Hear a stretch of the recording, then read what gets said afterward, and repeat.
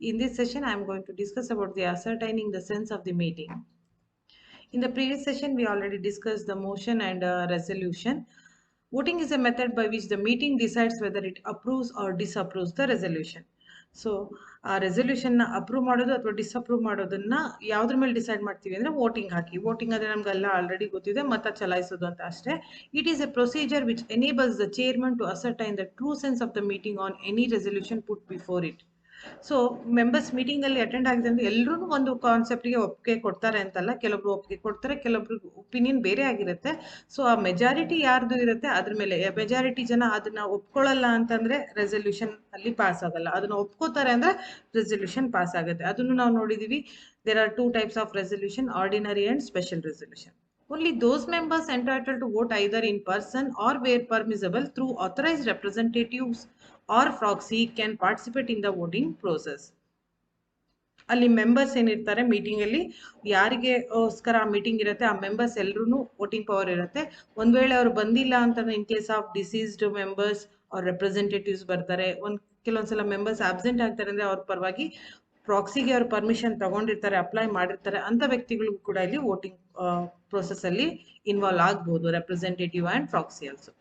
The voting process may be through show of hands, ballot process, e-voting or voting by post in a postal ballot. ಇಲ್ಲಿ ಯಾವ್ಯಾವ ರೀತಿ vote ಮಾಡ್ಬೋದು ಅಂದ್ರೆ, ಒಂದು show of hands, ಕೈಗಳನ್ನ ಎತ್ಬಿಟ್ಟು ತಮ್ಮ ಒಪಿನಿಯನ್ ಹೇಳ್ಬೋದು, ಅಥವಾ ಬ್ಯಾಲೆಟ್ ಪ್ರೋಸೆಸ್, ಯಾವ ರೀತಿ ಮತ ಚಲಾಯಿಸ್ತಾರೆ, ಒಂದು ಪೇಪರ್ ಬ್ಯಾಲೆಟ್ ಬಾಕ್ಸ್ ಅಲ್ಲಿ ಹಾಕ್ತಾರೆ ಆ ರೀತಿ. ಮತ್ತೆ ಈ ವೋಟಿಂಗ್, ಎಲೆಕ್ಟ್ರಾನಿಕ್ ವೋಟಿಂಗ್, ಇಲ್ಲಿ ನೀವು ಎಲ್ಲಿ ಇರ್ತೀರಾ ನೀವು ಅಲ್ಲಿಂದಾನೇ ಎಲೆಕ್ಟ್ರಾನಿಕಲಿ, ಅಂದ್ರೆ ನೀವು ಮೊಬೈಲ್ ಅಲ್ಲಿ ನಿಮ್ಮ ಸಿಸ್ಟಮ್ ಅಲ್ಲಿ ಏನು ಅಲ್ಲಿಂದ ನೀವು ಒಂದು ಲಿಂಕ್ ಕಳಿಸ್ತಾರೆ, ಅಥವಾ ಒಂದು ಗೂಗಲ್ ಫಾರ್ಮ್ ಕಳಿಸ್ಬೋದು, ಅಥವಾ ಒಂದು ಆ್ಯಪ್ ಇರ್ಬೋದು, ಅದ್ರ ಮೂಲಕ ವೋಟಿಂಗ್ ನಿಮ್ಗೆ ಪರ್ಮಿಷನ್ ಕೊಡ್ತಾರೆ. ಆ ಪ್ರೋಸೆಸ್ ಇರುತ್ತೆ, ಅದನ್ನ ಮಾಡೋದು. ಅಥವಾ ಪೋಸ್ಟಲ್ ಬ್ಯಾಲೆಟ್, ಪೋಸ್ಟ್ ಥ್ರೂ ನೀವು ನಿಮ್ಮ ವೋಟ್ನ ಕಳಿಸ್ಕೊಡ್ಬೋದು. Voting by show of hands, a resolution in the first instance should be put to vote on show of hands. In such case, each member present in person has only one vote regardless of the number of shares held by him. So voting by show of hands ನಮ್ಗೆ ಗೊತ್ತು.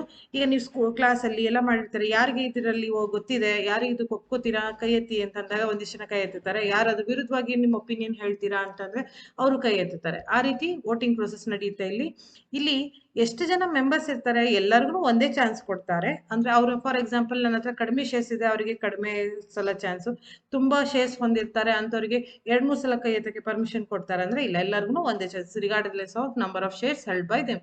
ಅವ್ರು ಎಷ್ಟಾದ್ರು shares ಹೊಂದಿರ್ಲಿ, per individual ಅವ್ರಿಗೆ ಒಂದ್ಸಲ chance ಕೊಡ್ತಾರೆ. A resolution put to vote at the general meeting should be decided on show of hands, provides no poll is demanded or no facility of remote e-voting is provided. General meeting ಅಲ್ಲಿ ordinary resolution pass ಮಾಡುವಾಗ ನಾವು ಈ ರೀತಿ use ಮಾಡ್ತೀವಿ. A proxy cannot vote on a show of hands. Proxies are not entitled to vote when a resolution is put to vote on a show of hands. ಇದು ಒಂದು, ಇಲ್ಲಿ proxy ಬಂದಿರ್ತಾರೆ, ಅವ್ರು ಬರೋ ಉದ್ದೇಶನೇ ವೋಟಿಂಗಿಗೆ, ಬಟ್ ಅವ್ರು ಶೋ ಆಫ್ ಹ್ಯಾಂಡ್ಸ್ ಮೂಲಕ ನೀವು voting ಆಗ್ತಿದ್ರೆ ಪ್ರಾಕ್ಸಿ ಅದರಲ್ಲಿ ಇನ್ವಾಲ್ವ್ ಆಗಕ್ ಬರೋದಿಲ್ಲ. ಅವ್ರೇನಿದ್ರು ಬ್ಯಾಲೆಟ್ ಪೋಲ್ ಮಾಡ್ಬೋದು ಹೊರತು ಅವರು ಯಾವುದೇ ರೀತಿ ಕೈನ ಎತ್ಬಿಟ್ಟು ತಮ್ಮ ಒಪಿನಿಯನ್ ಪ್ರಾಕ್ಸಿ ಅವರು ಕೊಡೋಕ್ ಬರಲ್ಲ. ಅಂದ್ರೆ ಯಾರು ರಿಯಲ್ ಮೆಂಬರ್ಸ್ ಇರ್ತಾರೆ, ಒರಿಜಿನಲ್ ಮೆಂಬರ್ಸ್ ಇರ್ತಾರೆ, ಅವ್ರು ಮಾತ್ರ ಈ ರೀತಿ ವೋಟಿಂಗ್ ಅಲ್ಲಿ ಇನ್ವಾಲ್ವ್ ಆಗ್ಬೋದು. Procedure for voting on show of hands. ಹಾಗಾದ್ರೆ ಪ್ರೊಸೀಜರ್ಸ್ ಏನಂದ್ರೆ, when the chairman put a resolution to vote on a show of hands, he should first request those members who are in favor of the resolution to raise their hands. So ಇಲ್ಲಿ chairman decision final ಆಗಿರುತ್ತೆ. ಇಲ್ಲಿ ಮೊದಲಿಂದ ನಡ್ಕೊಂಡು ಬಂದಿರೋ procedure ಏನು ಅಂದ್ರೆ, ನಾವು ಆದ್ರೂ ಅಷ್ಟೇನೆ ಹೇಳೋದು, ನಾವು ಯಾವುದೇ ಒಂದು ಒಪಿನಿಯನ್ ಮಾಡುವಾಗ, ಯಾವುದೋ ಒಂದು ಡಿಸಿಷನ್ ತಗೊಳ್ಳುವಾಗ ಏನ್ ಮಾಡ್ತೀವಿ ಅಂದ್ರೆ, ಫಸ್ಟ್ ಪಾಸಿಟಿವ್, ಯಾರು ಫೇವರ್ ಆಗಿದ್ದೀರಾ ಅಂದ್ರೆ ಯಾರು ಅದನ್ನ ಒಪ್ಕೋತಾರೆ, ಅದ್ರ ಪರವಾಗಿದ್ದಾರೆ, ಆ ವಾದದ ಪರವಾಗಿ ಯಾರಿರ್ತಾರೆ ಅವ್ರು ಮೊದಲು ಕೈ ಎತ್ತಿ ಅಂತ ಹೇಳ್ತಾರೆ ಚೇರ್ಮನ್. ಅದನ್ನ ಕೌಂಟ್ ಮಾಡ್ಕೋತಾರೆ ಎಷ್ಟು ಜನ ಕೈ ಎತ್ತಿದ್ದಾರೆ. ಅದ ನಂತರ ಅದ್ರ ವಿರುದ್ಧವಾಗಿ ಯಾರ ಒಪಿನಿಯನ್ ಇದೆ ಅವ್ರ ಕೈ ಎತ್ತಿ ಅಂತ ಹೇಳ್ತಾರೆ, ಅದನ್ನ ಸೆಕೆಂಡ್ ಆಗಿ ಕೌಂಟ್ ಮಾಡ್ಕೋತಾರೆ. Thereafter he should request those members who are against the resolution to raise their hands. Next counting ಯಾವ ರೀತಿ ಆಗುತ್ತೆ ಅಂತ, in case of an ordinary resolution, if the number of hands raised in favour of the resolution exceeds the number of hands raised against the resolution can said to have been passed. ಇಲ್ಲಿ ನಾವು already ನೋಡಿದೀವಿ definition of ordinary resolution and special resolution. Ordinary resolution ಹೆಂಗ್ pass ಆಗುತ್ತೆ ಅಂದ್ರೆ, more than 50% ಅಲ್ಲಿ majority ಇತ್ತು ಅಂದ್ರೆ ಅದು ಪಾಸ್ ಆಗೋಗುತ್ತೆ ಅಂತ. ಸೊ ಇದು ಫಾರ್ ಎಕ್ಸಾಂಪಲ್ 100 ಜನ ಮೆಂಬರ್ಸ್ ಇದ್ದಾರೆ, ಅದ್ರ ಪರವಾಗಿ 51 ಜನ ಕೈ ಎತ್ತಿದ್ದಾರೆ, ಅದ್ರ ವಿರುದ್ಧವಾಗಿ 49 ಜನ ಕೈ ಎತ್ತಿದ್ದಾರೆ. ಅಂದ್ರೆ ಪರವಾಗಿ 51 ಜನ ಕೈ ಎತ್ತಿರೋದ್ರಿಂದ ಆ ಡಿಸ್ಕಷನ್ ಏನಾಗಿತ್ತು ಟಾಪಿಕ್, ಅದು ಮೀಟಿಂಗ್ ನ ಟಾಪಿಕ್ ಅಥವಾ ಅದೇನಾಗುತ್ತೆ ಪಾಸ್ ಆಗುತ್ತೆ. ಅಂದ್ರೆ ಅದು ಅಗ್ರಿ ಆಗುತ್ತೆ, ಅದು ಅಪ್ರೂವ್ ಆಗುತ್ತೆ, ರೆಸೊಲ್ಯೂಷನ್ ಪಾಸ್ ಆಗುತ್ತೆ. ಅದೇ ಸ್ಪೆಷಲ್ ರೆಸೊಲ್ಯೂಷನ್ ಆಗಿದ್ರೆ ಇಲ್ಲ ಆ ರೀತಿ ಮಾಡೋದಕ್ಕೆ ಬರಲ್ಲ, 50% ಅಂತ ತಗೊಳ್ಳೋದಕ್ಕೆ ಬರೋದಿಲ್ಲ. ನಾವು ಆಲ್ರೆಡಿ ನೋಡಿದ್ವಿ ಮೋರ್ ದೆನ್ 75% ಆಗಬೇಕು ಅಂತ. ಇನ್ the case of special resolution, if the number of hands raised in favour of the resolution is at least 3 times the number of hands raised against the resolution, the special resolution can said to have been passed. So 3 times ಆಗಿರಬೇಕು. For example ಒಂದು concept ಇದೆ. For example ಈಗ particular director ಇದ್ದಾರೆ, ಅವ್ರನ್ನ remove ಮಾಡಬೇಕು ಅಂತ meeting ಅಲ್ಲಿ ಎಲ್ಲರನ್ನೂ ಮೆಂಬರ್ಸ್ನ ಕೇಳ್ತಾ ಇದ್ದಾರೆ ಅನ್ಕೊಳ್ಳಿ. ಸೊ ಅದರಲ್ಲಿ 25% ಮೆಂಬರ್ಸ್ ರಿಮೂವ್ ಮಾಡಬಾರ್ದು ಅಂತ ಹೇಳ್ತಾರೆ. ಅಂದ್ರೆ ರಿಮೂವ್ ಮಾಡಬೇಕು ಅನ್ನೋದು ಟಾಪಿಕ್ ಇಲ್ಲಿ. 25% ಅಷ್ಟು ರಿಮೂವ್ ಮಾಡಬಾರ್ದು ಅಂತಾರೆ, ಅಂದ್ರೆ ಅಗೇನ್ಸ್ಟ್ ದ ರೆಸೊಲ್ಯೂಷನ್ ಅಲ್ಲಿ ಇರುತ್ತೆ. ಹಾಗಾದ್ರೆ ಅದ್ರ 75%, ಅದ್ರ 3 ಪಟ್ಟು 75% ಅಷ್ಟು ಮೆಂಬರ್ಸ್, ಅಂದ್ರೆ 75 ಮೆಂಬರ್ಸ್, 100 ಮೆಂಬರ್ಸ್ ಅಲ್ಲಿ 25 ಜನ ಬೇಡ ಅಂತಾರೆ, 75 ಜನ ಬೇಕು ಅಂತಾರೆ, ಅಂದ್ರೆ ಅದು 3 ಪಟ್ಟು ಆಗಿರುತ್ತೆ. ಬೇಡ ಅಂದವ್ರಿಗಿಂತ 3 ಪಟ್ಟು ಜಾಸ್ತಿ ಆಗಿರುತ್ತೆ, ಅವಾಗ ಮಾತ್ರ. ಫಾರ್ ಎಕ್ಸಾಂಪಲ್ ಬೈ 50 ಮೆಂಬರ್ಸ್ ಹೌದು ನಾವು ಮಾಡಬೇಕು, ಇನ್ನು 50 ಮೆಂಬರ್ಸ್ ಬೇಡ ಅಂತಂದ್ರೆ ಪಾಸ್ ಆಗೋದಿಲ್ಲ. 49 ಮೆಂಬರ್ಸ್ ಬೇಡ ಅಂತಾರೆ, 50 ಮೆಂಬರ್ಸ್ ಬೇಕು ಅಂತಾರೆ ಅಂದ್ರೂ ಕೂಡ ಅದು ಸ್ಪೆಷಲ್ ರೆಸೊಲ್ಯೂಷನ್ ಪಾಸ್ ಆಗಲ್ಲ. ಏನಿದ್ರು 75% ಅಥವಾ 75% ಗಿಂತ ಜಾಸ್ತಿ ಇರಬೇಕು. ಯಾವುದು ಫೇವರ್ ಆಗಿರೋದು ಅಗೇನ್ಸ್ಟ್ ನ 3 ಪಟ್ಟಕ್ಕಿಂತ ಜಾಸ್ತಿ ಇದ್ರೆ ಮಾತ್ರ ಆ ರೆಸೊಲ್ಯೂಷನ್ ಪಾಸ್ ಆಗುತ್ತೆ.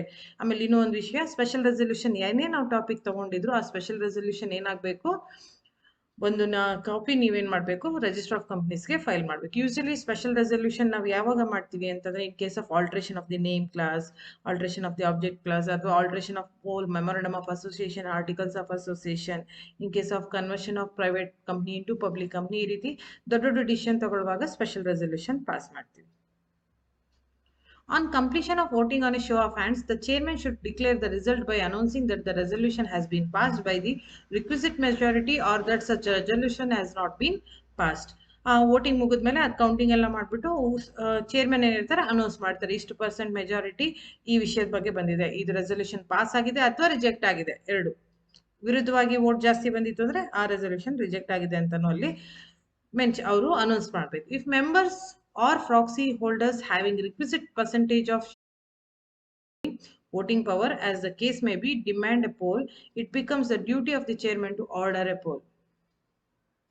ಆ ಡಿಸಿಷನ್ ಇಂದ ಆ ಮೆಂಬರ್ಸ್ಗೆ ಸ್ಯಾಟಿಸ್ಫ್ಯಾಕ್ಷನ್ ಆಗಿಲ್ಲ ಅಂತಂದ್ರೆ, ಶೋ ಆಫ್ ಹ್ಯಾಂಡ್ಸ್ ಅಲ್ಲಿ ಅವ್ರ ರಿಸಲ್ಟ್ ಅವ್ರಿಗೆ ಅನೌನ್ಸ್ ಆಗಿಲ್ಲ ಅಂದ್ರೆ, ಒಂದ್ ವೇಳೆ ಶೇರ್ ಹೋಲ್ಡರ್ಸ್ದು ರಿಕ್ವಿಸಿಟ್ ಪರ್ಸೆಂಟೇಜ್ ಆಫ್ 1/10 ಆಫ್ ಏನು ಶೇರ್ ಹೋಲ್ಡರ್ಸ್ ಇರ್ತಾರೆ, ಅವ್ರ ವೋಟಿಂಗ್ ಪವರ್ಸ್ ಇರುತ್ತೆ ಅಂತವ್ರು ಪೋಲ್ಗೆ ಕೂಡ ಡಿಮ್ಯಾಂಡ್ ಮಾಡಬಹುದು. ಅದನ್ನ ಕನ್ಸಿಡರ್ ಮಾಡೋದು ಚೇರ್ಮನ್ ನ ಡ್ಯೂಟಿ ಆಗಿರುತ್ತೆ. Next one, poll. According to section 109, the chairman shall order a poll upon receipt of a valid demand for poll either before or on the declaration of the result of the voting on any resolution on show of hands. So ನಾ ಹೀಗೆ ಹೇಳ್ದಂಗೆ show of hands ಕೈ ಎತ್ಬಿಟ್ಟು ಏನ್ decision ತಗೊಂಡಿದ್ರೆ ಅದು satisfaction ಆಗಿಲ್ಲ ಅಂದಾಗ ಅಲ್ಲಿ ನೆರೆದಂತ members ಏನ್ ಮಾಡ್ತಾರೆ, ರಿಕ್ವೆಸ್ಟ್ ಮಾಡ್ತಾರೆ ಪೋಲ್ ಮಾಡೋಣ ಅಂತ ಹೇಳಿ. ಆ ರಿಕ್ವೆಸ್ಟ್ ಒಬ್ರೋ ಇಬ್ರು ರಿಕ್ವೆಸ್ಟ್ ಮಾಡಿದ್ರೆ ಆಗಲ್ಲ, ಅಲ್ಲಿ ರಿಕ್ವಿಸಿಟ್ ಪರ್ಸೆಂಟೇಜ್, ಫಾರ್ ಎಕ್ಸಾಂಪಲ್ 1/10 ಅಂತ ಅನ್ಕೊಳ್ಳೋಣ, ಆ ವೋಟಿಂಗ್ ಪವರ್ ಇರುವಂತ 1/10 ಜನ ಅಲ್ಲಿ ರಿಕ್ವೆಸ್ಟ್ ಮಾಡ್ಕೋತಾ ಇದ್ದಾರೆ ನಮಗೆ ಪೋಲ್ ಬೇಕು ಅಂದಾಗ ಅವಾಗ ಚೇರ್ಮನ್ ಪೋಲ್ ನ ಕರೀತಾರೆ. Poll can be demanded by, in the case of a company having a share capital, by the members present in person or by proxy, having not less than 1/10 of the total voting power or share on which an aggregate sum of not less than rupees 5 lakh has been paid up.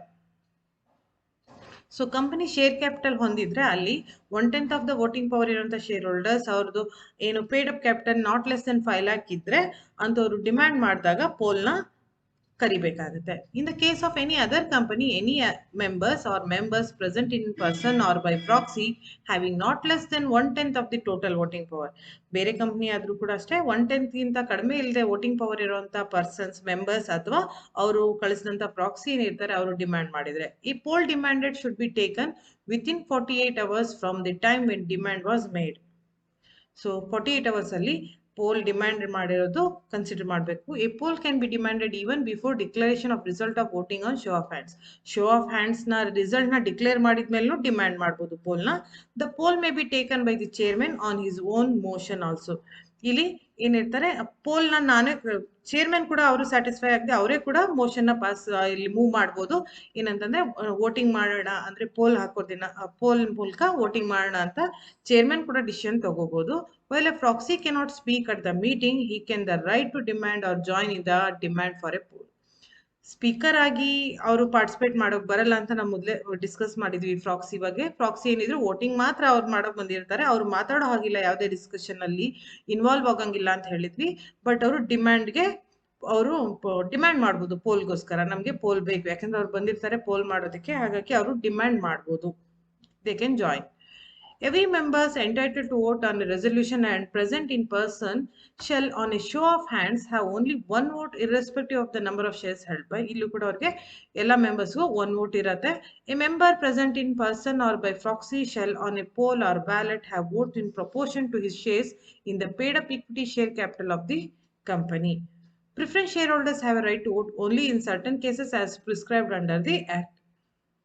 So preference share ಹೋಲ್ಡರ್ಸ್ಗೂ ಕೂಡ act ಅಲ್ಲಿ ಏನು prescribe ಮಾಡಿದ್ದಾರೆ ಆ ಟೈಮಲ್ಲಿ ಅವ್ರು vote ಮಾಡುವಂತ rights ಇರುತ್ತೆ. ಈವನ್ ಪ್ರಾಕ್ಸಿ ಕೂಡ ಅಷ್ಟೇ, ಅವರು have a votes in proportion to his shares in the paid up equity share capital of the company. Second or casting vote. A second or costing vote is a decided vote. Second or costing vote is the vote of a chairman of a meeting which he can use in the event of tie in voting. The equality of votes in favor of or against a resolution.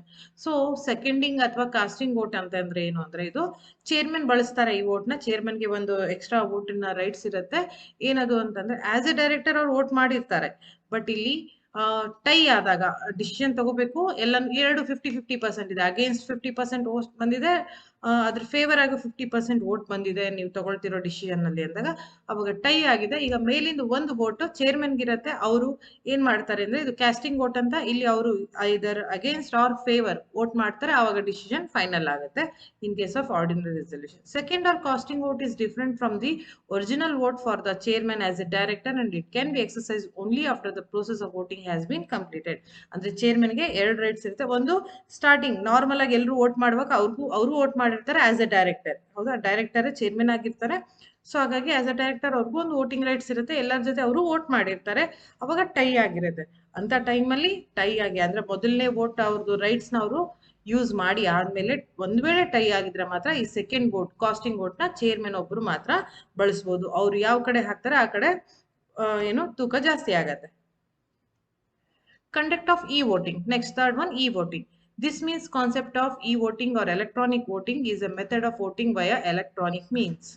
The central government has prescribed that every listed company or a company having not less than 1,000 shareholders shall provide to its members facility to exercise their rights to vote at general meeting by electronic mode.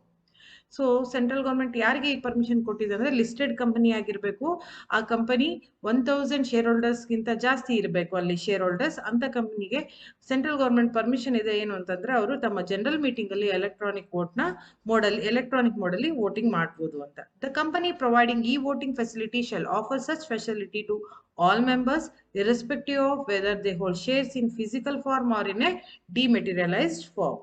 ಎಲ್ಲರಿಗೂ equal ಆಗಿ rights ಇರುತ್ತೆ. The facility for remote E voting shell remain open for not less then 3 days. 3 days ವರೆಗೂ ಅವ್ರಿಗೆ E ವೋಟಿಂಗ್ಗೋಸ್ಕರ voting ಪೋಲ್ಗಳು open ಆಗಿರುತ್ತೆ. The voting period shell close at 5 PM on the day presiding the date of the general meeting. So general meeting ಯಾವತ್ತು declare ಆಗುತ್ತೆ ಅವತ್ತಿನ ಸಂಜೆ 5 ಗಂಟೆಗೆ voting period ಏನಿರುತ್ತೆ, voting pole ಏನಿರುತ್ತೆ ಕ್ಲೋಸ್ ಆಗುತ್ತೆ. Once the vote on a resolution is cast by the member he should not be allowed to change it subsequently or cast the vote again. ಇಲ್ಲಿ vote ಒಂದೇ ಸಲ ಹಾಕೋ chances ಇರುತ್ತೆ. ಈ voting already record ಆಗ್ಬಿಡತ್ತೆ, ನೀವು ಒಂದ್ಸಲ ವೋಟ್ ಮಾಡಿದ್ರೆ ನೀವು ಚೇಂಜ್ ಮಾಡೋದಕ್ಕೆ ಬರೋದಿಲ್ಲ, ಅಥವಾ ಮತ್ತೊಂದ್ಸಲ ವೋಟ್ ಮಾಡೋದಕ್ಕೂ ಕೂಡ ಅವಕಾಶ ಇರೋದಿಲ್ಲ. The board shall appoint one or more scrutinizers for e-voting or the ballot process. So ಇಲ್ಲಿ ಒಬ್ಬ ಸ್ಕ್ರೂಟಿನೈಸರ್ ಅಂದ್ರೆ ಅದನ್ನ ಕನ್ಸಿಡರ್ ಮಾಡೋಕೆ, ಅದನ್ನೆಲ್ಲ ಸ್ಕ್ರೂಟಿನೈಸ್ ಮಾಡಿ ವೋಟ್ನ ಕೌಂಟಿಂಗ್ ಮಾಡೋದಕ್ಕೆ ಒಬ್ಬರನ್ನ ಅಪಾಯಿಂಟ್ ಮಾಡ್ತಾರೆ. An agency should be appointed for providing and supervising the electronic platform for e-voting. ಏಜೆನ್ಸಿನ ನೀವು ಅಪಾಯಿಂಟ್ ಮಾಡ್ಕೋಬಹುದು ಇಲ್ಲಿ ಇದಕ್ಕೆಲ್ಲ. Only members as on the cut-off date who have not exercised their voting rights through remote e-voting shall be entitled to vote at the meeting. ಯಾರು vote ಹಾಕೋದಿಕ್ಕೆ ಆಗಿರ್ಲಿಲ್ಲ ಈ voting ಅಲ್ಲಿ ಅಂತವ್ರಿಗೆ meeting ಅಲ್ಲಿ vote ಹಾಕೋದಿಕ್ಕೆ ಒಂದು ಚಾನ್ಸ್ ಕೊಡ್ಬೋದು. The notice in case of e voting should not be served through though hand delivery or ordinary post. Based on the scrutinizer's report received on remote e-voting and voting at the meeting, the chairman or any other director declare the result on the voting forthwith with details of the number of votes cast for and against the resolution, invalid votes, and whether the resolution has been carried or not. So ಇದೆಲ್ಲ ಸ್ಕ್ರೂಟಿನೈಸರ್ ಒಬ್ಬರನ್ನ separate ಒಬ್ಬರನ್ನ appoint ಮಾಡಿರ್ತೀವಿ. ಅವ್ರು ಏನ್ ಮಾಡ್ತಾರೆ, scrutinise ಮಾಡಿ for ಎಷ್ಟು ಬಂದಿದೆ, ಅಗೇನ್ಸ್ಟ್ ಎಷ್ಟು ಬಂದಿದೆ ಅಂತ ಈ ವೋಟಿಂಗ್ ನ ಎಲ್ಲ ಕೌಂಟ್ ಮಾಡ್ಕೊಡ್ತಾರೆ. ಆಮೇಲೆ ಚೇರ್ಮನ್ ಅಥವಾ ಡೈರೆಕ್ಟರ್ಸ್ ಎಲ್ಲ ಸೇರ್ಬಿಟ್ಟು ರಿಸಲ್ಟ್ ನ ಅನೌನ್ಸ್ ಮಾಡ್ತಾರೆ ಮೀಟಿಂಗ್ ಅಲ್ಲಿ. ಏನಂತಂದ್ರೆ ನಂಬರ್ ಆಫ್ ವೋಟ್ಸ್ ಎಷ್ಟು ಫಾರ್ ಆಗಿ ಬಂದಿದೆ, ಎಷ್ಟು ಅಗೇನ್ಸ್ಟ್ ಆಗಿ ಬಂದಿದೆ. ಕೆಲವೊಂದು ವೋಟ್ ಇನ್ವ್ಯಾಲಿಡ್ ಕೂಡ ಆಗಿರುತ್ತೆ, ನಮ್ಗೆ ಗೊತ್ತು. ಆ ಇನ್ವ್ಯಾಲಿಡ್ ವೋಟ್ಗಳನ್ನು ಅಲ್ಲಿ ಕೌಂಟ್ ಮಾಡಿ ಹೇಳ್ತಾರೆ, ಇಷ್ಟು ಇನ್ವ್ಯಾಲಿಡ್ ಆಗಿದೆ, ಯಾಕಂದ್ರೆ ಎರಡನ್ನೂ ಮಾಡಿರ್ತಾರೆ ಅಥವಾ ಕೆಲವರು ವೋಟ್ ಮಾಡೇ ಇರೋದಿಲ್ಲ, ಬಿಟ್ಟಿರ್ತಾರೆ, ಅಂತವನ್ನೆಲ್ಲ ನಾವು ಇನ್ವ್ಯಾಲಿಡ್ ಆಗಿ ತಗೋತೀವಿ. ಎಲ್ಲ ಡೂಪ್ಲಿಕೇಟ್ ಮಾಡಿರ್ತಾರೆ. ಸೊ ಅವಾಗ ಏನ್ ಮಾಡ್ತೀವಿ, ನಂಬರ್ ಆಫ್ ವೋಟ್ಸ್ ನ ಎಷ್ಟು ಫಾರ್ ಬಂದಿದೆ, ಅಗೇನ್ಸ್ಟ್ ಬಂದಿದೆ ಕೌಂಟ್ ಮಾಡಿ resolution whether passed or not, ಅದು ಪಾಸ್ ಆಗ್ತಿದೆಯಾ, ಅದು ಅಗ್ರಿ ಆಗಿದೆಯಾ, ಡಿಸ್ಅಗ್ರಿ ಆಗಿದೆಯಾ, ಅಪ್ರೂವ್ ಆಗಿದೆಯಾ, ಡಿಸ್ಅಪ್ರೂವ್ ಆಗಿದೆಯಾ ಅನ್ನೋದನ್ನ ಇಲ್ಲಿ ಡಿಕ್ಲೇರ್ ಮಾಡ್ತಾರೆ.